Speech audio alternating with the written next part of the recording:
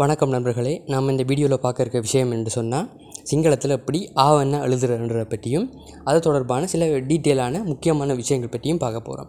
இப்போ பார்த்தீங்களா இருந்தால் நீங்கள் ஸ்க்ரீனில் பார்க்குறது போல் ஆவண்ணா பார்த்தீங்களா இருந்தால் எழுதணும். அதற்கு முதல் ஆனா எழுதிட்டு அதற்கு பிறகு ஆவண்ணா நாம் எழுதணும்.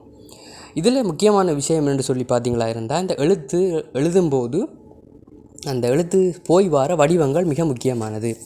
ஏனென்றால் நாம் பல பேர் நான் கவனிச்சிருக்கிறேன், ஆனா மாதிரி, அதாவது ஆனா தான் எழுதுவாங்க, ஆனால் வேறு விதத்துலேருந்து எழுதுவாங்க. ஆனால் உண்மையாகவே எழுதும்போது மேலே சுழி போட்டு கீழே ஒரு மடக்கி அப்படியே இந்த வீடியோவில் நீங்கள் பார்க்குற போலவே நீங்கள் எழுதணும். வேறு விதமாக எழுதினாலும் அது ஆனாதான், ஆனால் இதுதான் சரியான முறை.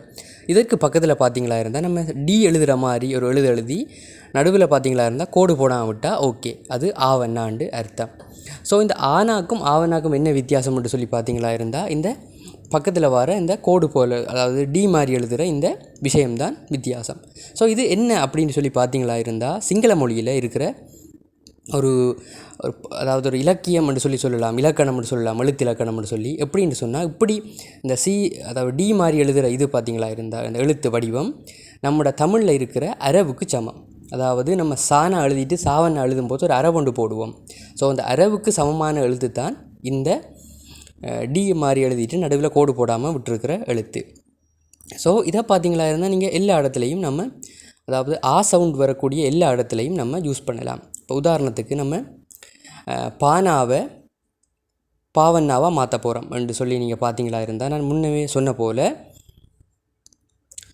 பானா எழுதிட்டு அதுக்கு பக்கத்தில் அரவை போட்டமாக இருந்தால் பாவண்ணா. ஸோ சிம்பிளான ஒரு விஷயம்.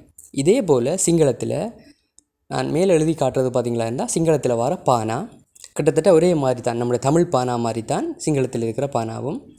ஸோ பானா எழுதிட்டு அதற்கு அடுத்தது பாவண்ணா எழுதும்போது பானாவை எழுதிட்டு ஒரு அரவுண்டை போடுறோம். அந்த அரவுக்கு பதிலாக தான் இந்த நான் முன்னமே ஆவண்ணாவில் குறிப்பிட்டது போல் இந்த டியை எழுதுகிற போல் எழுதிட்டு நாம் விடுற இந்த குறியீடு, இது அரவு குறியீடுன்ட்டு நம்ம வச்சுக்கொள்ளலாம். ஸோ இதுதான் பார்த்தீங்களா இருந்தால் சிங்கள மொழியில் இருக்கிற மிகவும், அதாவது பேசிக்கான ஒரு விஷயம். இதை வச்சுக்கிட்டு நம்ம சவுண்ட் வரக்கூடிய எல்லாத்துக்குமே நாம் எழுத முடியும். ஸோ இவ்வளோதான் நண்பர்களே விஷயம் இதில். அதாவது ஆவண்ணா எழுதுறதுல இந்த வீடியோவில் எதுவும் டவுட் இருந்துன்னு சொன்னால் எனக்கு கமெண்ட் பண்ணுங்கள். உங்களுக்கு எதுவும் ஸ்பெசிஃபிக்காக டவுட் இருந்தாலும் எனக்கு கமெண்ட் பண்ணுங்கள். மறக்காமல் வீடியோ பிடிச்சிருந்தால் லைக் பண்ணுங்கள், ஃப்ரெண்ட்ஸ்களுக்கும் ஷேர் பண்ணிக்கொள்ளுங்கள். இந்த வீடியோக்கள் தொடர்ந்து வரத்துக்கு சப்ஸ்கிரைப் பண்ணி பாருங்கள். தேங்க்ஸ் ஃபார் வாட்சிங். இன்னொரு வீடியோவில் சந்திக்கிறேன். இன்னொரு முக்கியமான வீடியோவில் உங்களை மீண்டும் மீட் பண்ணுறேன். நன்றி, வணக்கம்.